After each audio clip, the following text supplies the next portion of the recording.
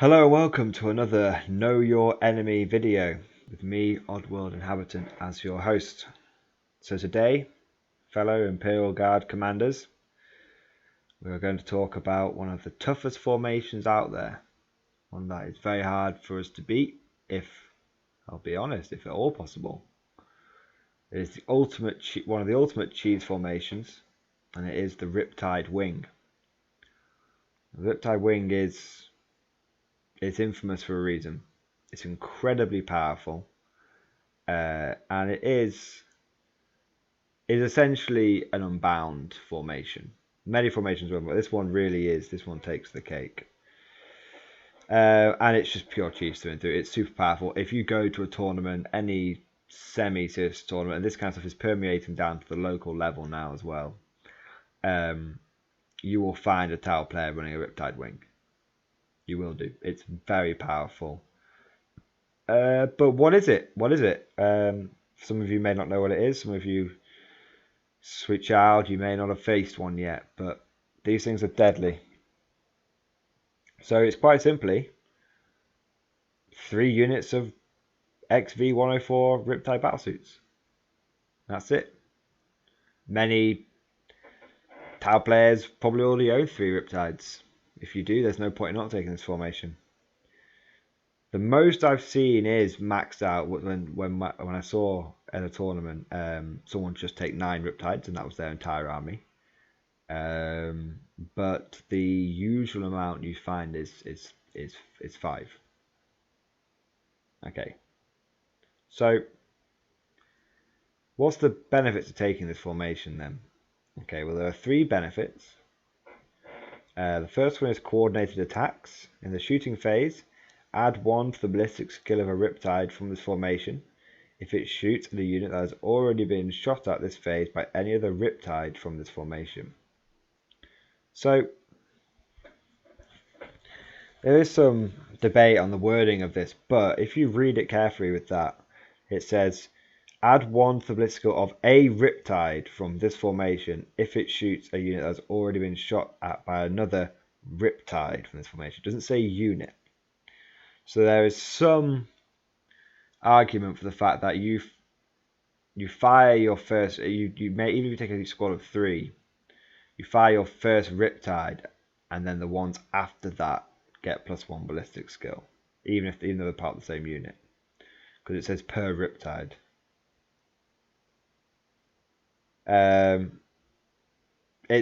But even if that's not the case, what you would do is you'd take a unit of 1 and then 2 units of 2, which is what I often see done. And so the one that's on its own shoots first at its regular ballistic skill, and then the other units of 2 shoot separate, shoot at the same unit, and they get +1 ballistic skill. So straight away, that's a great buff, because Taus famously, even though they've got amazing shooting, suffer for low ballistic skill. So straight away, that buff's getting past that, even without marker lights. Saves you marker lights. So that's great. Next one, networked reactors. Each Riptide from this formation that is in 6 inches of another Riptide from the formation can reroll failed Nova reactor attempts. So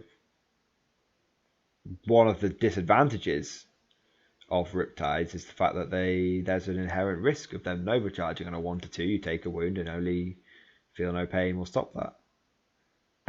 Thanks to this, you don't really have to worry about that, because you can string, you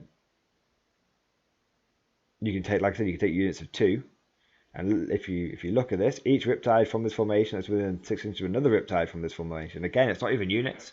So if you have a unit of 2, they're always going to be, until one of them dies, always going to be rerolling those Nova reactors. So it's a very good way of running this list, is 3 pairs of 2. So like I said, the disadvantage of the Riptide is you have to take, there's a good chance you'll fail this test. You like to fail it 2 times in a game per Riptide.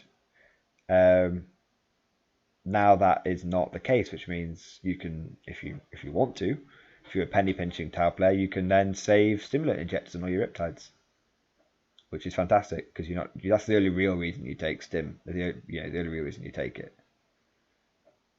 You don't really need it otherwise. So yeah, no disadvantage to that.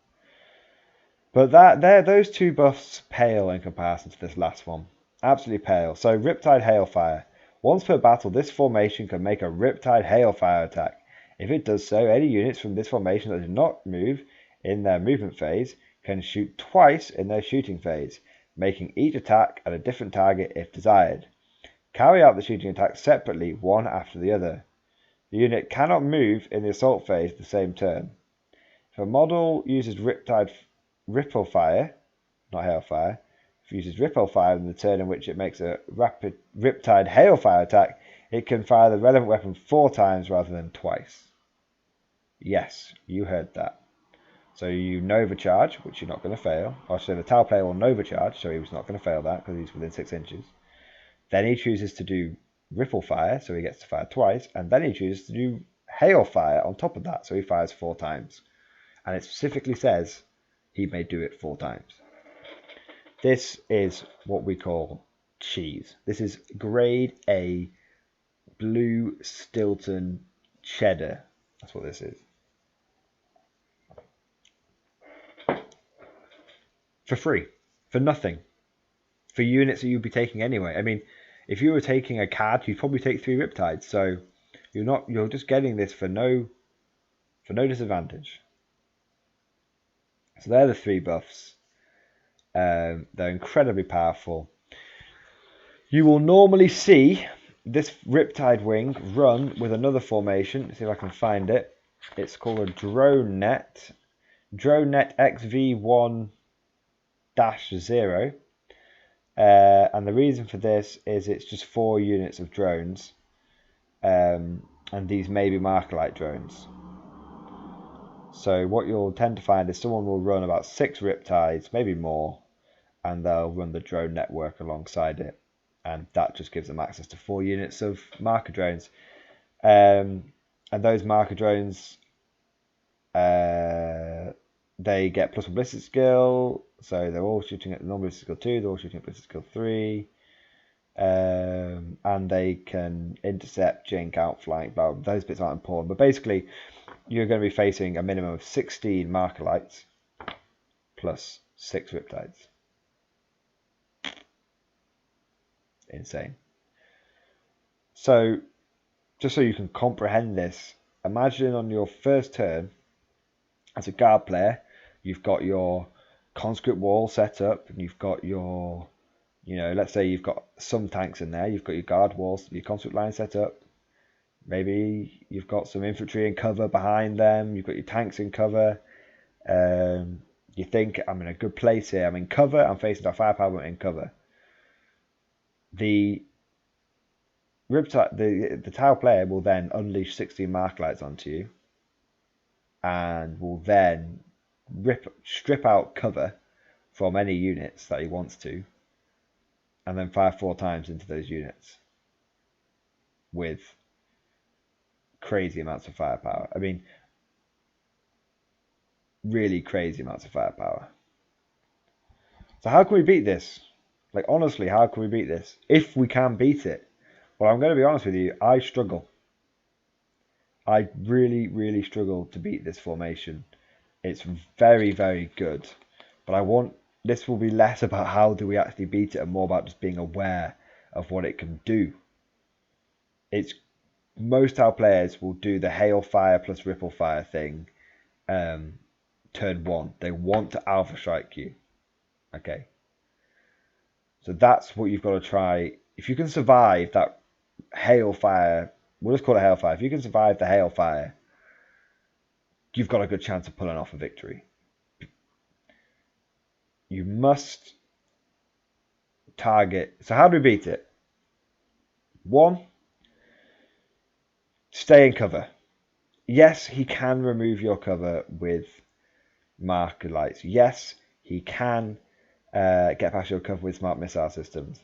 But if you're in cover, you're forcing him You're forcing the Tau player to use Mark Lights to remove cover rather than just to boost his ballistic skill to crazy levels. So you've got to try and make him spend marker lights in areas he may not want to. Second thing, which is really important, and this is the key, you've got to get rid of his marker lights, no matter how he has them. He'll either have them, like I said, in the drone net. He may have them in the fire support cadre with a bunch, or range support cadre, I should say, where there's a bunch of pathfinders. But let's say it's the drone one. The drones aren't that tough to kill. Okay, the drones, they're toughness 4 plus armor save. They have Jink as well, thanks to the formation. But how you get rid of them is you, let's say you've got an autocannon blob, or some other kind of or tank. Maybe you've got a Eradicator. It's not a bad. I actually quite like the Eradicator for purposes like this. The Eradicator is very good at rooting out Tau, and because it's not got the most powerful gun, it normally gets left alone for a couple of turns. So what you want to do is you want to put fire on my target plus prescience on one of your blob, one on your autocannon blob, and you remove those drones. Okay, once you've got rid of the drones, the Riptides itself aren't all that bad. They're bad, but unless they're focusing fire, they're going to start hitting you on ballistic skill 3, which isn't that bad, which isn't that great. If a Tau shoots at you, he's only got ballistic skill. If a Riptide shoots at you, he's only got ballistic skill 3. He shoots you with a heavy burst cannon. He's only going to hit with 6 shots, rather than if he's got mark light to fuck, he's going to hit you with all 12. You know, if he does an iron cannon triple shot, he's only going to hit you with potentially 1 shot, maybe 1.5 shots. So remove, you know, almost religiously, remove his drones. But the other key thing you have to do is from turn 1, make sure you're chipping wounds off his Riptides. Okay. Your primary focus, you should focus about 75%, all your anti-infantry firepower on those drones. And you want to try, if it's possible, get rid of all of them in turns 1 and 2. Might not be possible, but if it is, get rid of all of them in turns 1 and 2. But at the same time, you want to be trying to kill his Riptides, but not like, you just want to be chipping those wounds off. Okay.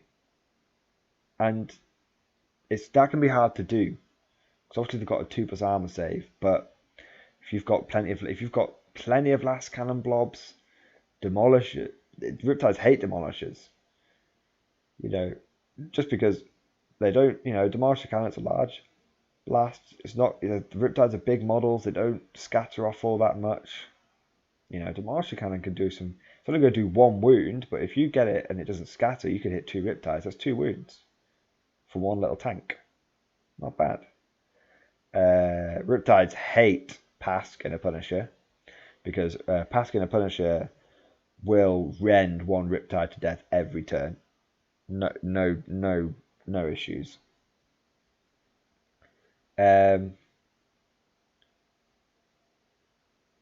What else? So yeah, las cannons, obviously. Plasma guns, I don't tend to use them, but they can be worth it. Psychic, so yeah, exactly. So, but also Psychic Scream.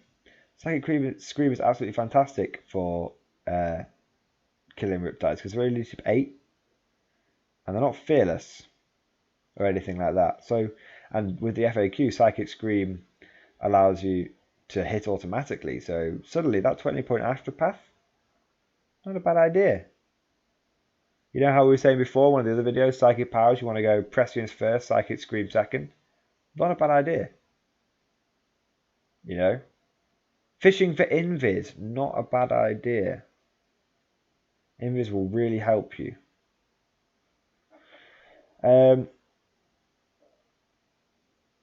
So yeah, so they're your tools that you can use. So you want to be using your anti-infantry to bring down the drones. You want to be using your big shit to kill their big shit. What you've got to remember is that Riptides in this formation, or in any formation, or even in a CAD, None of this shit they have is objective secured. None of it. If you have a single guardsman sat on an objective and a Riptide is 1 inch away from him, but the game ends at turn 5, you claim that objective. Okay? You'll struggle. The problem is you're going to struggle to get to the objective because you'll be getting blasted back so much. But like with Wolfstar, you are going to physically struggle to kill this. But it's easier to kill than Wolfstar. But you've got to try and play to the objectives. But don't. What you want to do is you want to get within about 8. You want to get near the objectives. But if the objectives aren't in cover, stay in cover near the objective, and then on your final turn, burst out from cover. Maybe do a move. Maybe do a forwards for the Emperor, and then get onto the objective, and just hope to shit that he doesn't kill all your men off the objective. I've drawn against Riptide Wing once. I've lost. I faced it 3-4 times now. I think I faced it 3. I think actual Riptide Wing itself I've faced 3 times. But Tau with a lot of Riptides I've faced many occasions. But how I drew against Riptide Wing, I had pure infantry in a CAD, and I killed all his drones off, but it took me till turn 3 to kill him off. I actually had mortar sections, and the one-time mortar sections were really useful because I hid my mortar sections out of, not even Wyverns. Wyverns would have been better, but I hid my mortar sections out of line of sight, and I had 3 of them. Yeah, that's right. I had 3 fucking squads of mortars. I had 3 platoons, 3 squads of mortars. Not the best list I had, but I went through a phase of loving mortars. And my platoon command squads had mortars in them as well. So I had 12 mortars. And every turn, I was just shelling his drones every turn. And I was pinning them, because they're not fearless, they're leadership 7. And I was pinning his drones, so his drones weren't doing as much. Because drones weren't doing as much, because I had first turn, he wasn't able to get as many mark lights on me as he wanted, so he wasn't able to remove all my cover saves. I mean, I had an Aegis as well, so I was able to stay behind my Aegis, absorb a lot of the damage, would go to ground. I had a 2-up save. Obviously, smart missile systems fucked me a little bit, but I was still relatively.